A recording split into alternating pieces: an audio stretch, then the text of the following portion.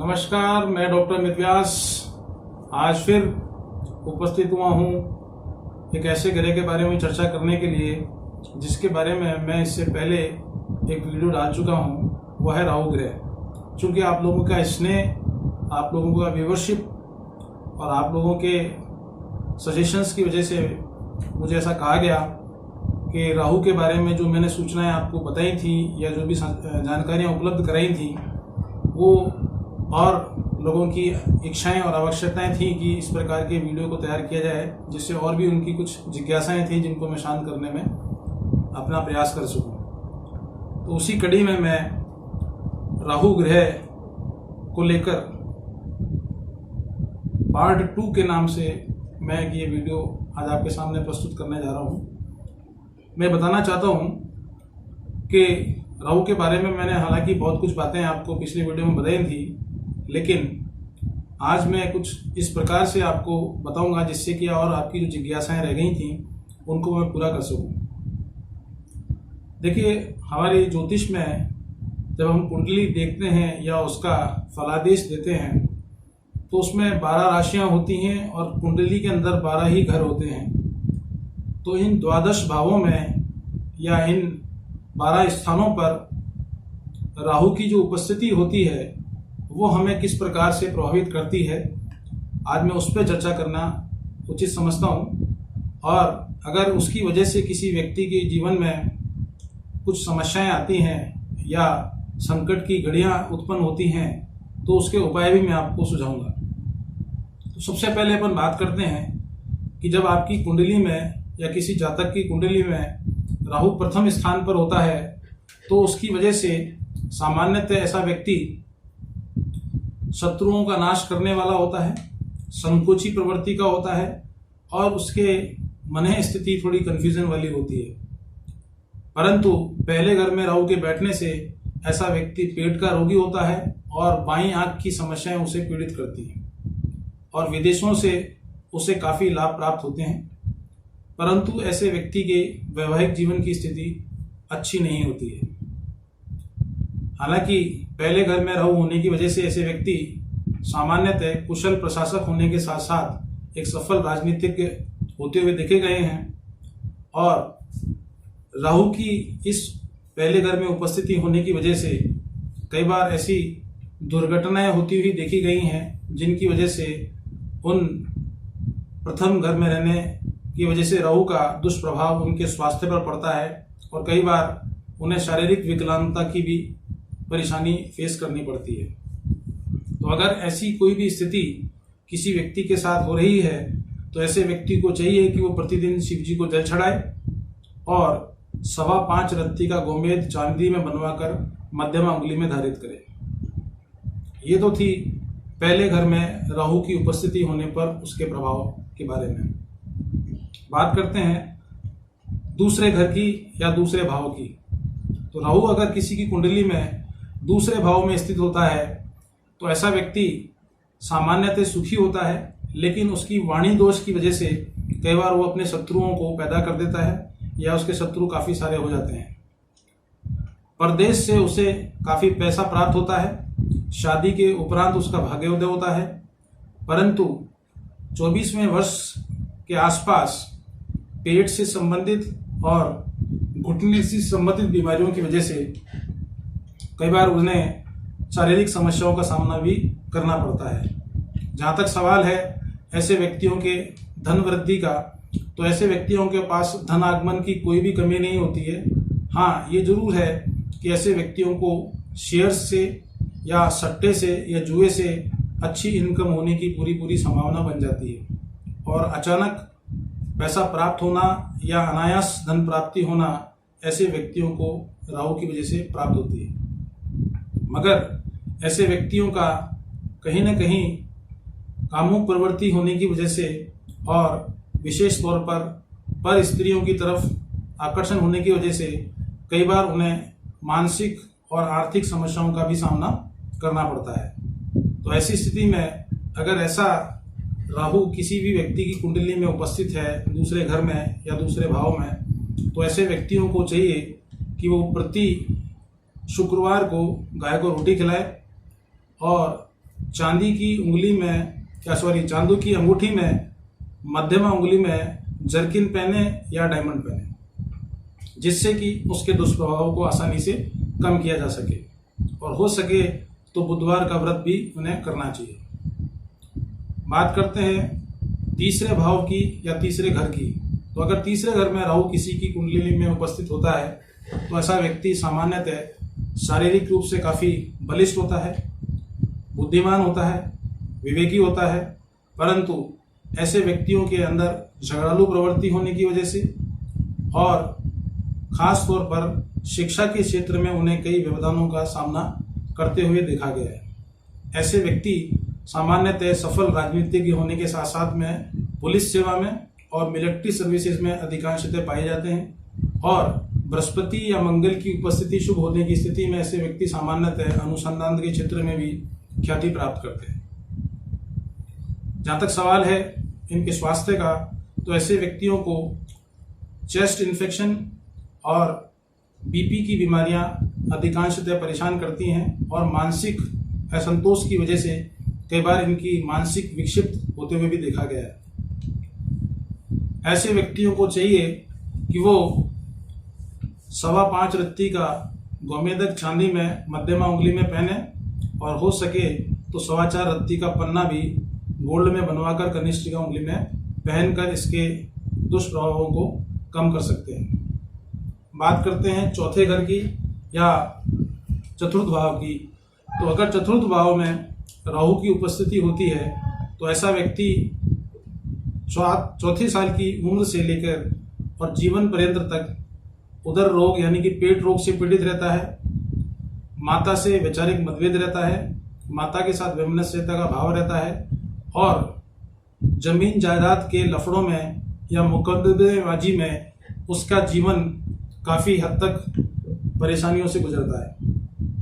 हाँ, ऐसे व्यक्तियों का सबसे खास बात होती है कि ऐसे व्यक्तियों का भाग्योदय उसकी संतान होने के बाद वो उत्तरोत्तर ऊंचाइयों की ओर अग्रसर होता है और विदेशों से उसे आर्थिक लाभों की प्राप्ति होती है और राज्य सरकार या केंद्रीय सरकार से उसे आर्थिक सहायता भी प्राप्त होती हुई देखी गई है। ऐसे व्यक्तियों को हृदय रोग की संभावना और खास तौर पर स्किन डिजीज जैसी बीमारियां होती हुई देखी गई हैं। ऐसे व्यक्तियों को चाहिए कि वो प्रतिदिन शिव जी को जल चढ़ाए, हर शनिवार को सरसों के तेल का दीपक जलाए और हो सके तो उसे सोमवार का व्रत या प्रदोष का व्रत करना उसके लिए शुभ रहेगा।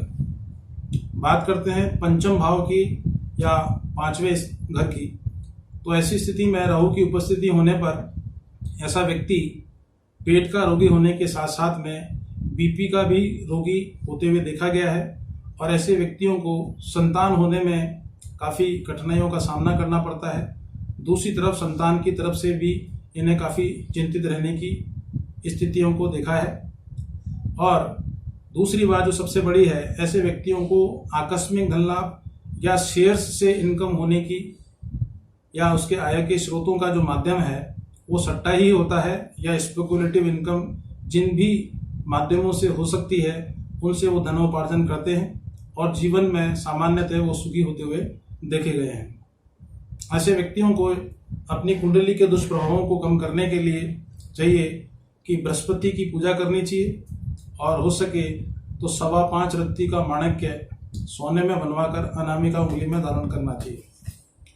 और संडे के दिन राहु काल यानी कि शाम को 4 से 6 के बीच में हो सके तो किसी गरीब व्यक्ति को भोजन कराएं या काले कौवों को पनीर खिलाकर भी इसकी अशुभता को कम किया जा सकता है।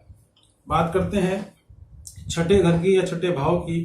तो छठे भाव में या छठे घर में राहु की उपस्थिति को काफ़ी शुभ माना गया है। जिस व्यक्ति की कुंडली में राहु की उपस्थिति छठे घर में होती है वो शत्रुहंता होता है, विश्वविख्यात व्यक्ति बनता है, चाहे वो खिलाड़ी के रूप में हो या किसी अन्वेषक के रूप में हो या शोध या अनुसंधानकर्ता के रूप में हो, और सामान्यतः ऐसे व्यक्ति ज्योतिष के क्षेत्र में भी काफ़ी सफल होते हुए देखे गए हैं। दूसरी बात, ऐसे व्यक्तियों का वैवाहिक जीवन सामान्यतः शुभ रहता है, परंतु जीवन के 24वें साल से 36वें साल के बीच में पेट से संबंधित कोई ऑपरेशन होने की संभावना बनती है, बैकिक की प्रॉब्लम रहती है और गठिया जैसी बीमारियां भी उन्हें फेस करनी पड़ती हैं। ऐसे व्यक्तियों को इसके शुभ फलों में वृद्धि करने के लिए 5.25 रत्ती का गोमेदक चांदी में मध्यमा उंगली में पहनना चाहिए, और हो सके तो ऐसे व्यक्तियों को ओपल भी धारण कर लेना चाहिए, क्योंकि इससे शुक्र की प्रभावशीलता पॉजिटिव होती है। दूसरी बात जो सबसे महत्वपूर्ण है, ऐसे व्यक्तियों को हनुमान चालीसा का पाठ और साथ में बजरंग बाण का पाठ भी प्रत्येक मंगलवार और शनिवार को करना चाहिए। बात करते हैं राहु की सप्तम भाव में उपस्थिति की, तो इसकी उपस्थिति सप्तम भाव में होने की वजह से ऐसे व्यक्तियों के साथ में ऐसा देखा गया है कि उनका विवाह से पूर्व का जीवन काफ़ी सुखी होता है, लेकिन विवाह होने के पश्चात उनके वैवाहिक जीवन में द्विभार्या योग या पत्नी से विछोह जैसे योग भी उनको फेस करने पड़ते हैं। पत्नी से वैचारिक मतभेद होता है और दूसरी संतान को काफ़ी कष्ट का सामना करना पड़ता है। ऐसे व्यक्तियों को चाहिए कि वो 6.25 रत्ती का अमेरिकन डायमंड चांदी में बनवाकर अनामिका उंगली में धारित करना चाहिए, और प्रतिदिन सूर्य को जल चढ़ाना चाहिए, और हो सके तो बृहस्पतिवार का व्रत भी उन्हें करना चाहिए। बात करते हैं अब अष्टम भाव की या 8वें घर की। देखिए, 8वें घर में राहु की उपस्थिति कहीं ना कहीं व्यक्ति के जीवन में काफ़ी उतार चढ़ाव को इंगित करती है। आर्थिक संकटों का सामना भी उसे करना पड़ता है। विदेशों से आवागमन और उससे लाभों की प्राप्ति तो होती है, मगर अनायास कोई दुर्घटना होने की या जलने की या चोट लगने की संभावना भी ऐसे व्यक्तियों के साथ बनी रहती है। परंतु अष्टम भाव का जो राहु है वो व्यक्ति को सट्टे से या जुए से अच्छी इनकम कराता है और राजनीति में काफ़ी अच्छे पद की प्राप्ति भी कराता है। मगर ऐसे व्यक्तियों का हृदय रोग, ब्रेन हेमरेज और दुर्घटनाओं जैसी चीज़ें उनके साथ में घटित होती हुई देखी गई है। ऐसे व्यक्तियों को चाहिए कि वो 5.25 रत्ती का पुखराज तर्जनी उंगली में सोने में बनवाकर पहने, और दूसरा सूर्य को प्रतिदिन जल चढ़ाएं, और साथ ही शनिवार के दिन सांड को गुड़ खिलाएं, और हो सके तो कुत्तों को ब्रेड या रोटी या बिस्किट इस प्रकार की चीज़ें भी उन्हें खिलाकर अपने राहु के दुष्प्रभाव को कम कर सकते हैं। बात करते हैं नवम भाव की या 9वें घर की या नवम स्थान की। चूँकि नवा घर या नवम भाव जो है वो भाग्य का स्थान माना जाता है, और उस स्थान में राहु की उपस्थिति इस बात को दर्शाती है कि कहीं न कहीं ऐसे जातक के साथ में उसके भाग्य उदय में कई प्रकार की कठिनाइयों का सामना करना पड़ता है।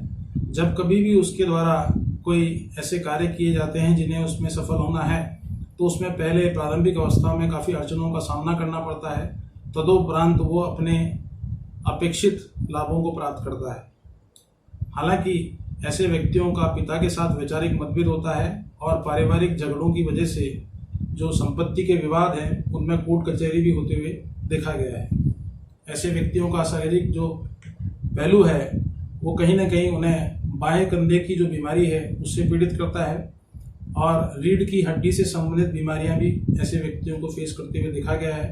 खांसी और जुखाम जैसी बीमारियां भी कहीं ना कहीं उन्हें प्रभावित करती हैं, जो कि उनके शारीरिक दुर्बलता का कारण भी बनती हैं। ऐसे व्यक्तियों को चाहिए कि ऐसे व्यक्ति 4.25 या 5.25 रत्ती का मोती चांदी में कनिष्ठिका उंगली में पहने, और साथ में 5.25 रत्ती का पुखराज पहनकर राहु की दुष्प्रभावशीलता को कम कर सकते हैं।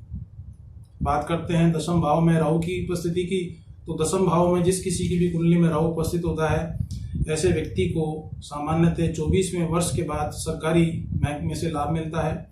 ऐसे व्यक्तियों के द्वारा ठेकेदारी का काम करना, दारू के ठेकों का काम करना, मदिरा का काम करना, होटल इंडस्ट्री का काम कराना, खनिज उद्योगों से ऐसे व्यक्तियों को लाभ प्राप्त होता है। सामान्यतः ऐसे व्यक्ति पुलिस सेवा में काफ़ी उच्च पद पर होते हुए देखे गए हैं। जहाँ तक राजनीति का सवाल है, तो राजनीति में जितने भी उच्च पदस्थ अधिकारी देखे गए हैं, सामान्यतः उनके दसम भाव में राहु की उपस्थिति दर्ज होती हुई देखी गई है। ऐसी स्थिति में दसम का राहु कहीं ना कहीं व्यक्ति को काफ़ी ऊंचाइयों तक लेके जाता है, परंतु उनका जो वैवाहिक जीवन है वो काफ़ी कष्ट भरा होता है और उनकी पत्नी सामान्यतः शारीरिक कष्टों से पीड़ित रहती है। पिता के साथ वैचारिक मतभेद रहता है, परंतु कुल मिलाकर जीवन उनका सुखी रहता है। परंतु फिर भी ऐसे व्यक्तियों को इसके दुष्प्रभाव को कम करने के लिए चाहिए कि वो 4.25 या 5.25 रत्ती का कटेला अथवा नीलम चांदी में बनवाकर मध्यमा उंगली में पहने, मगर पहने से पहले किसी सुयोग्य ज्योतिषी से इसके बारे में चर्चा अवश्य करें। और ऐसे व्यक्तियों को चाहिए कि वो मंगलवार का व्रत करें और हनुमान चालीसा का पाठ करें, साथ ही प्रतिदिन गाय को रोटी खिलाएं। बात करते हैं 11वें भाव की या एकादश स्थान की। तो चूंकि ऐसा मान्यता है ज्योतिष के बारे में या ज्योतिषियों का ऐसा मत है कि 11वें स्थान में कोई भी ग्रह अगर बैठता है तो वो मनुष्य को सभी प्रकार से लाभान्वित करने वाला होता है। तो जहाँ तक सवाल है राहु का, तो राहु जब 11वें स्थान में बैठता है तो कहीं ना कहीं उस व्यक्ति को आकस्मिक धन लाभ कराता है। जिन भी कार्यों के अंदर जोखिम की प्रवृत्ति उपलब्ध है, ऐसे कार्यों को संपन्न करने से आर्थिक संपन्नता प्राप्त होने के साथ साथ में उसे यश, सम्मान, पद और प्रतिष्ठा की प्राप्ति होती है। परंतु संतान होने में विघ्न होता है, पत्नी के स्वास्थ्य में गिरावट आने की संभावना देखी गई है और स्वयं का मानसिक स्थिति और उनके बीपी की जो स्थिति है वो अच्छी नहीं देखी गई है। और ऐसे व्यक्तियों का सामान्यतः आंखों से संबंधित बीमारियां भी होती हुई देखी गई है। ऐसे व्यक्तियों को चाहिए कि वो अपने इस दुष्प्रभाव को कम करने के लिए 5.25 रत्ती का गोमेदक चांदी में बनवाकर मध्यमा उंगली में पहने और साथ ही प्रतिदिन शिव जी को जल चढ़ाएं, जिससे कि इसकी शुभता को तो बढ़ाया जा सके, साथ ही इसके दुष्प्रभावों को भी कम किया जा सके। अब अंत में बात करते हैं कुंडली के 12वें घर की या द्वादश भाव की। तो द्वादश भाव में राहु की उपस्थिति व्यक्ति को मोक्ष की ओर या मोक्ष प्राप्ति कराती है, अध्यात्म की ओर जोड़ती है। ऐसा व्यक्ति भौतिक सुखों की सभी प्राप्ति करता है, परंतु पत्नी का स्वास्थ्य और पत्नी के साथ संबंधों को जहाँ तक लेके बात की जाती है तो वो संतोषजनक नहीं होते हैं। हालांकि ऐसे व्यक्ति संतान प्राप्ति होने के पश्चात अपने जीवन में काफ़ी सुखी होते हुए देखे गए हैं और ऐसे व्यक्तियों को विदेशों से काफ़ी अच्छी मात्रा में धनराशि की प्राप्ति होती है, आकस्मिक धन लाभ की प्राप्ति होती है और यदा कदा प्रशासनिक पदों में भी इनको काफ़ी ऊंचाइयों पर देखा गया है। जहाँ तक स्वास्थ्य का सवाल है तो ऐसे व्यक्तियों की मृत्यु सामान्यतः किसी चोट लगने से या किसी एक्सीडेंट की वजह से होती हुई देखी गई है और साथ में ऐसे व्यक्तियों का ब्रेन हेमरेज भी अधिकांशतः होता हुआ देखा गया है। ऐसे व्यक्तियों को चाहिए कि वो 4.25 या 5.25 रत्ती का पुखराज सोने में तर्जनी उंगली में पहने, प्रदोष का व्रत करें और प्रति दिन गाय को रोटी खिलाने के साथ साथ हो सके तो घर में कुत्ता पालने की भी अपनी बात रख सकते हैं। हालांकि इस विचार को लेकर मेरा मत ये कहता है कि ऐसे व्यक्तियों को धार्मिक आस्था में अपने आप को सरोकार रखना चाहिए और कोशिश ये की जानी चाहिए कि समाज में जितनी भी बुराइयां हैं उनको ख़त्म करने में और सामाजिक व्यवस्थाओं को सुधारने में उन्हें अपनी भूमिका अदा की जानी चाहिए। ये सभी घरों में या भावों में राहु की उपस्थिति के शुभ प्रभाव और दुष्प्रभावों पर मैंने चर्चा की और मैं आपको आखिर में एक बात और कहना चाहूँगा कि आने वाले मेरे कुछ ऐसे वीडियोस होंगे जो पितृदोष से भी संबंधित हैं।